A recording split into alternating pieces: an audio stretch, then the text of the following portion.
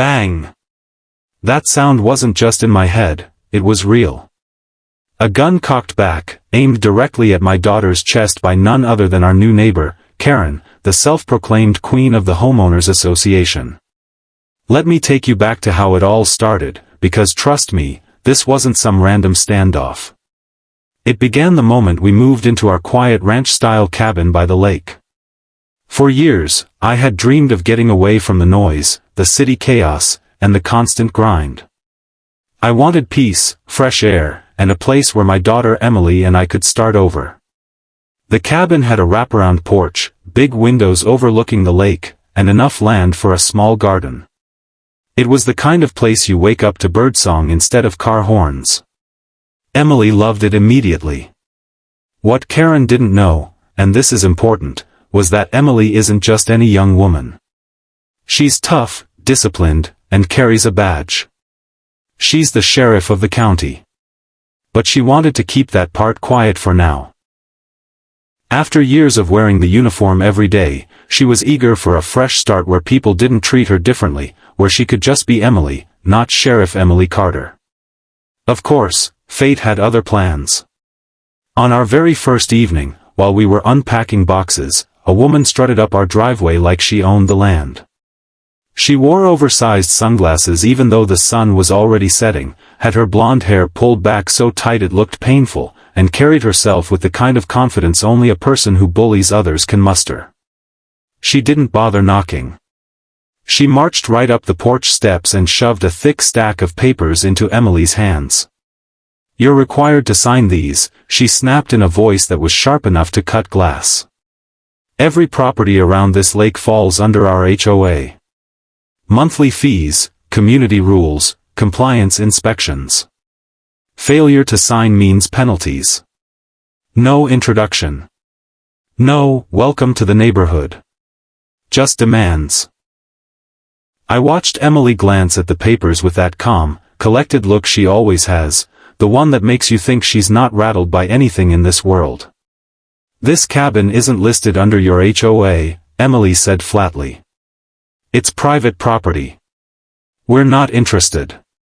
Karen froze, like she couldn't comprehend that anyone would dare say no to her. Then her lips curled into a smirk. "Oh, you'll regret saying that." She snatched the papers back, adjusted her sunglasses, and stomped off into the twilight. At first, I thought maybe she was just one of those pushy HOA ladies who thrive on paperwork and control, and that she'd leave us alone after realizing we weren't playing her game. But I was wrong. Dead wrong.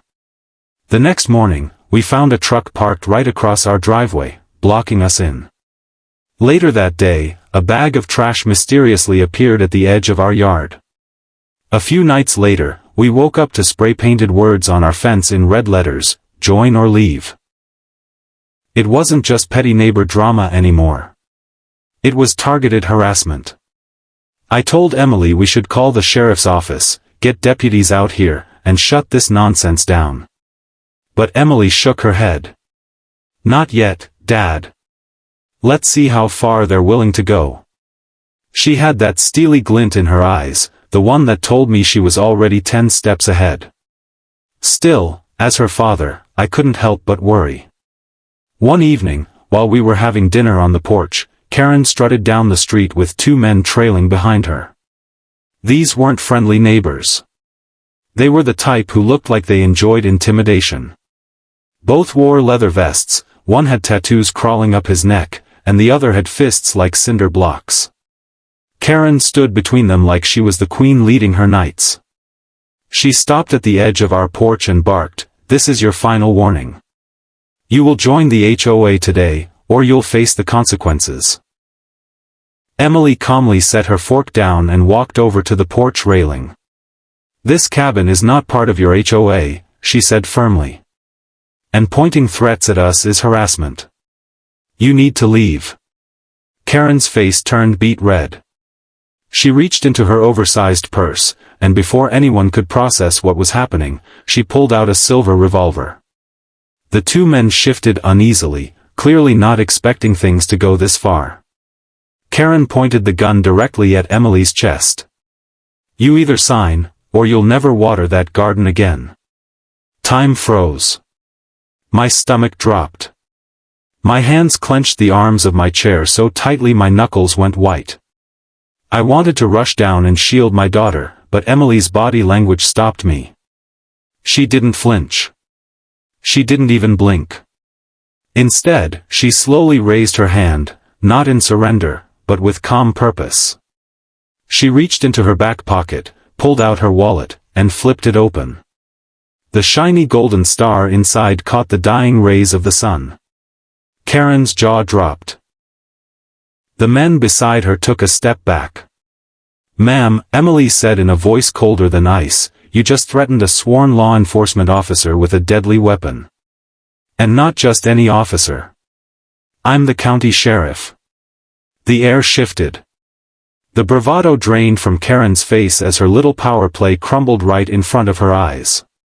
She had no idea the quiet young woman she'd been bullying was the one person she could never push around. I'll never forget that moment. It was the instant Karen realized she wasn't in charge anymore, and that her empire of intimidation was about to collapse. And that, right there, was only the beginning. The moment Karen realized Emily was the sheriff, her hand trembled, but that didn't stop the storm she had already set in motion. You would think that after being caught pointing a loaded revolver at law enforcement, Karen would back down, apologize, and crawl into a hole somewhere. But no, Karen wasn't wired that way. She was the kind of person who doubled down when cornered, and that made the days after even more explosive. The very next morning, before sunrise, we woke up to loud banging at our gate. When I walked out to check, there was a neon green notice taped to the wooden post. It wasn't from the county, not from the city, but from the so-called HOA. Final demand, $4,000 in fees due immediately. Failure to pay will result in foreclosure. $4,000, for a home we legally owned free and clear, sitting on land outside their jurisdiction. It was laughable, except Karen wasn't joking. Emily crumpled the paper and tossed it in the trash. She's desperate. She knows she crossed the line. Now she's trying to bury us under fake paperwork. And just like that, the harassment escalated into a full-blown campaign. Trucks blocked our driveway again, sometimes parked for hours. Mysterious strangers walked across our yard at night, shining flashlights into our windows. Packages we ordered never arrived, later we found them dumped in the lake. And all the while, whispers spread among neighbors. Some looked sympathetic, but others avoided eye contact, as if afraid of getting on Karen's bad side. One afternoon, I spotted Karen standing across the street with her arms folded, glaring at us as Emily fixed the garden fence. She didn't say a word, but her presence was enough to send a chill down my spine. Emily, however, was unbothered. She'd seen far worse in her line of duty. "Dad," she told me quietly, "bullies always do the same thing. They puff their chest, they test limits, and when they realize fear doesn't work, they get reckless. And reckless people always expose themselves." She was right. Just 2 nights later, Karen proved it. It was past 10 p.m. when headlights lit up our driveway. Emily and I peered through the curtains to see Karen's SUV rolling up slowly, followed by 2 other vehicles. Out stepped Karen, holding a flashlight like she was leading an army. Behind her, half a dozen HOA board members trailed nervously. Some carried clipboards, others just looked uncomfortable. Karen shouted loud enough to wake the entire neighborhood. "This property is under HOA control. We've voted, and you are required to vacate immediately. Refusal will result in removal by force." Emily stepped outside calmly, badge clipped to her belt, sidearm holstered but visible. The moment the group saw the sheriff's star glinting in the porch light, murmurs broke out. Some backed away instantly, realizing they were caught in something way above their heads. But Karen stood firm, her voice shaking with rage. "You think a shiny badge scares me? I've been running this community for 10 years. People here listen to me, not some little girl playing sheriff. Emily's voice cut through the night like steel. This cabin is not, and never has been, under your HOA. You and your board are trespassing. You're also interfering with a law enforcement officer in her own home. Leave now, or you will be arrested. Silence hung heavy. The board members shuffled nervously. One of them, an older man with gray hair, finally spoke up. Karen, maybe we should go. She's the sheriff. We could get in serious trouble. But Karen snapped at him, shut up, Richard. You all owe me loyalty. Without me, this neighborhood would fall apart. It was bizarre, like watching a dictator losing grip on her followers. Some of them looked at each other, realizing Karen's reign of intimidation was crumbling. Still, she wasn't done. She pointed her flashlight directly at Emily's face and snarled, "You can't stop me. I own this lake. I own these people. And I'll own you too." That's when Emily calmly reached for her radio. "Dispatch, this is Sheriff Carter, requesting backup to my residence. I have multiple trespassers refusing to leave. Possible threats." The moment the words left her mouth, panic rippled through the group. Half of them bolted to their cars, slamming doors, and speeding off. Only Karen remained, screaming into the night, "You can't arrest me. This is my neighborhood." But deep down, even she knew the tide was turning. 10 minutes later, the flashing red and blue lights of patrol cars lit up the entire street. Officers poured out, weapons drawn cautiously, though Emily quickly signaled them to stand down. She had everything under control. Karen tried to run, but two deputies intercepted her and led her back, hands cuffed tightly behind her. The once powerful HOA queen was now just another suspect under arrest.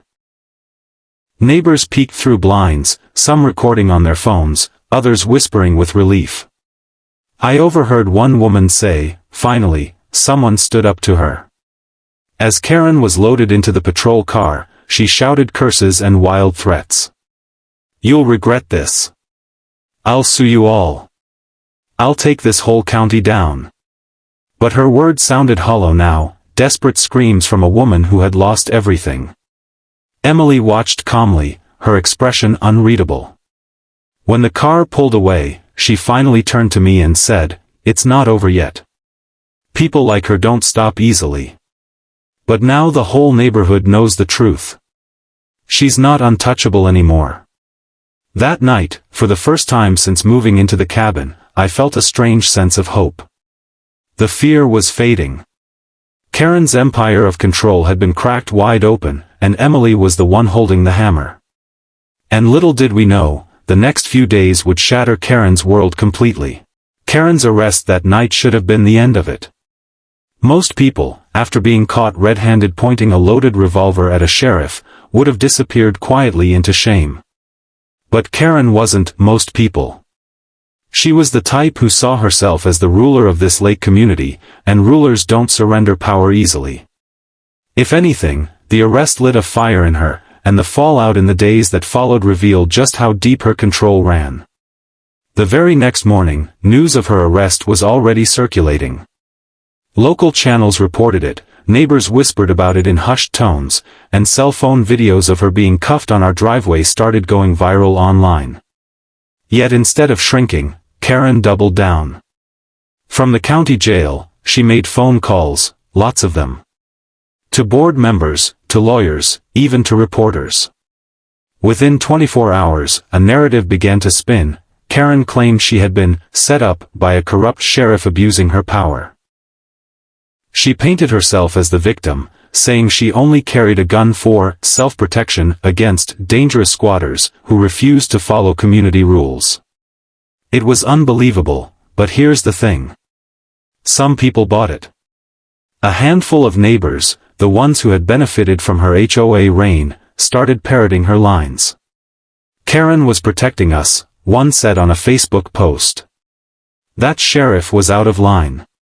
Another posted, "This will all blow over." Karen runs this neighborhood. Always has, always will. Emily read the comments with that same calm expression, but I could see the tension in her jaw. Bullies always try to rewrite the story, she told me. But lies can't stand forever. Facts win in the end. Still, the situation was tense. Patrol cars had to circle the neighborhood daily to keep watch. Karen's loyalists staged small gatherings, waving signs outside the HOA office that read things like "Free Karen" and "No to Abuse of Power." It would have been laughable if it weren't so disruptive. They blasted music late at night, left flyers on mailboxes warning of illegal sheriffs, and even organized a bizarre patrol group that cruised the streets pretending to be security. One evening, as Emily and I were sitting on the porch drinking coffee, a convoy of 3 cars drove by slowly. Men inside leaned out their windows, jeering, shouting insults, even throwing empty cans onto our yard. I jumped to my feet, ready to storm after them, but Emily put a steady hand on my shoulder. Not yet. Let them act out. Every move they make just adds to the case file. Sure enough, the case against Karen was already stacking higher than she realized. Beyond the gun incident, neighbors started coming forward with their own horror stories. A retired teacher revealed Karen fined her $500 for planting sunflowers instead of roses. A young couple said Karen tried to block their wedding reception by the lake unless they paid her special fees. One man admitted Karen had demanded cash under the table to approve his shed extension. It was a long list of extortion, intimidation, and abuse. The deputies collected every statement, every receipt, every message Karen had sent. What started as a single charge was snowballing into a full-scale investigation of her entire HOA empire. But Karen didn't know when to quit. On the 3rd night after her release on bail, while the investigation was still underway, something terrifying happened.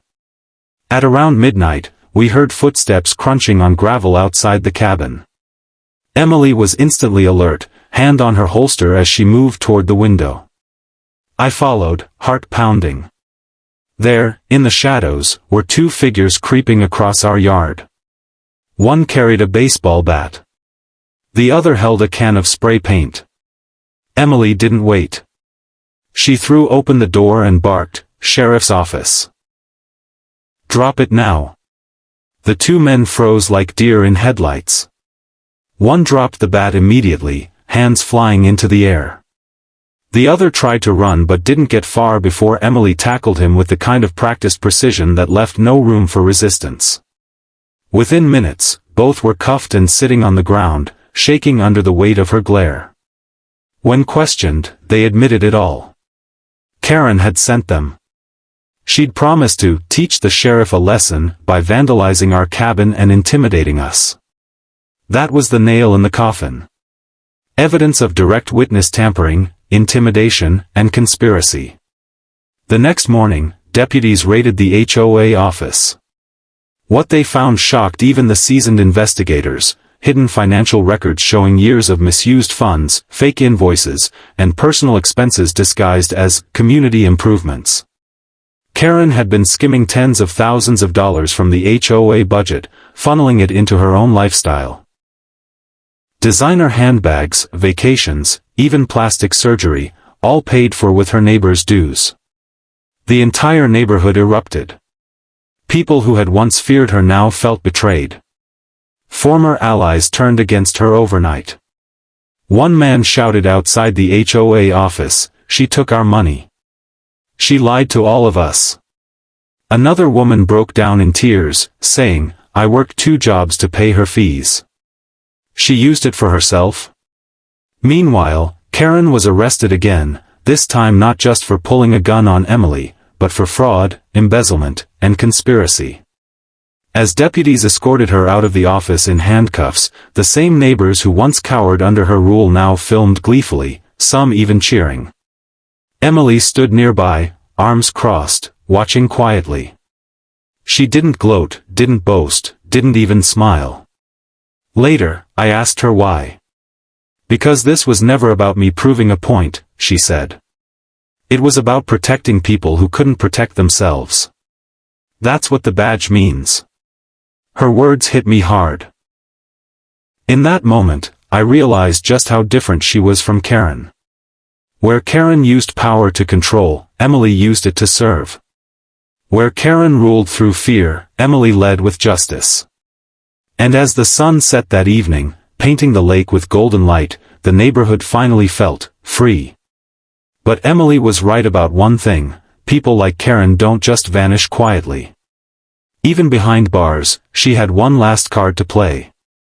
And we were about to find out just how far she was willing to go. You'd think that after being arrested twice, after being exposed for fraud and gun threats, Karen's story would be over.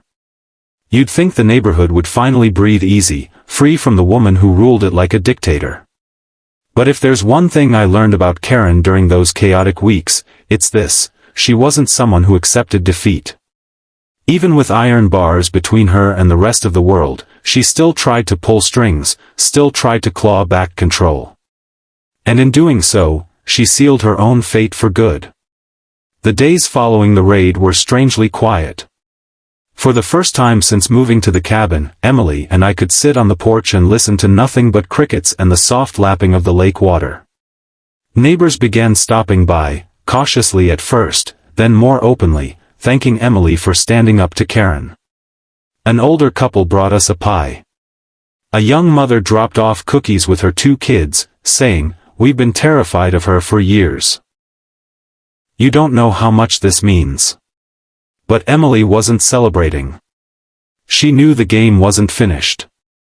People like Karen don't let go easily, she reminded me. And she was right. A week later, a strange rumor began circulating.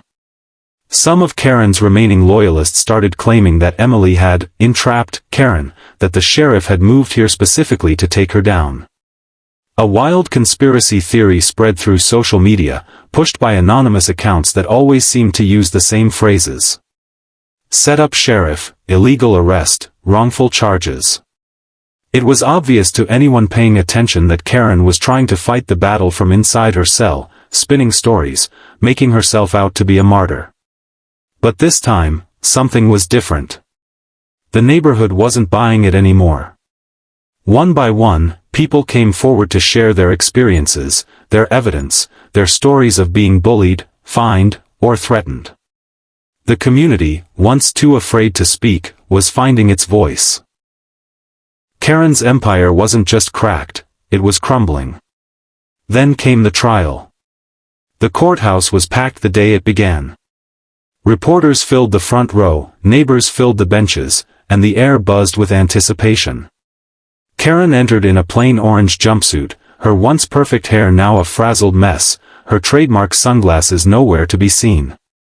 She tried to hold her chin high, but the weight of the charges, fraud, embezzlement, brandishing a firearm, harassment, pulled her down. When the prosecutor laid out the evidence, it was like watching a house of cards collapse in slow motion. Testimonies poured in. Video clips of her threats were played. Bank records showing stolen HOA funds were projected on the big screen. Every lie she tried to tell was torn apart by cold, hard facts. And then came the most powerful moment. Emily herself took the stand. She didn't embellish. She didn't dramatize. She told the story exactly as it happened, calm, clear, unwavering. She described the night Karen pulled the revolver on her, the intimidation tactics, the harassment. She showed the badge, reminded the court of the oath she took to protect and serve, and ended with words that silenced the entire room. Power without accountability is dangerous. My duty as sheriff isn't to punish, it's to protect.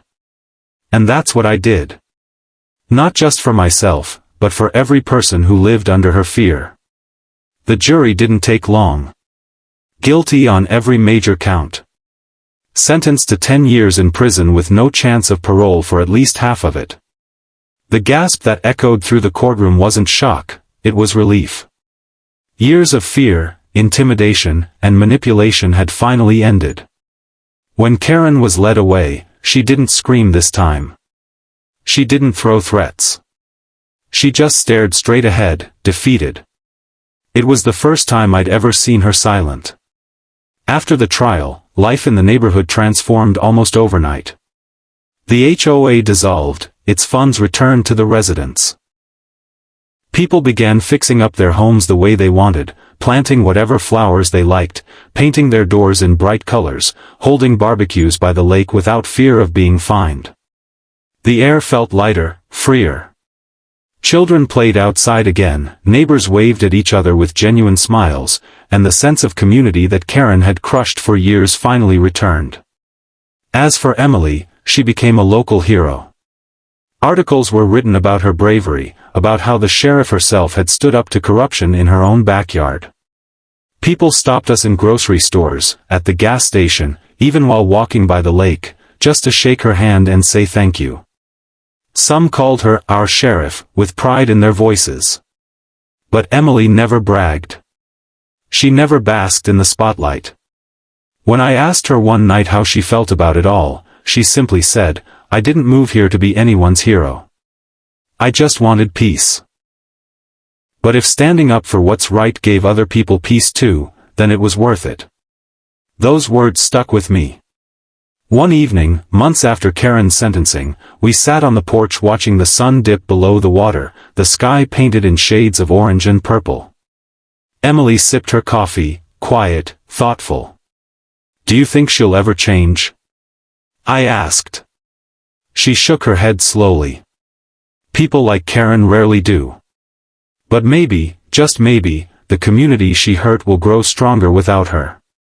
Sometimes it takes breaking something toxic apart to build something better." And she was right. The lake community, once divided and fearful, was thriving. Neighbors helped each other now. There was laughter where there used to be silence. And all because one woman, my daughter, refused to be intimidated. I'll never forget the look on Karen's face the day she pointed that revolver at Emily. The arrogance, the certainty that she had all the power. And I'll never forget how quickly that certainty shattered when Emily revealed who she truly was. Because at the end of the day, Karen wasn't just threatening a neighbor. She wasn't just trying to bully her way into control.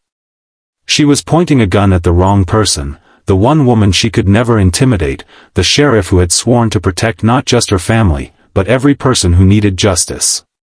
And in that moment, Karen lost more than a fight. She lost her freedom, her kingdom, and her legacy of fear. The lake that once echoed with her threats now echoes with children's laughter, with the hum of boats, with the sound of neighbors finally free. And every time I sit on that porch beside Emily, I know one thing for sure, Karen will never control anyone again. Because when you threaten the sheriff, especially when she's my daughter, you don't just lose the battle. You lose everything.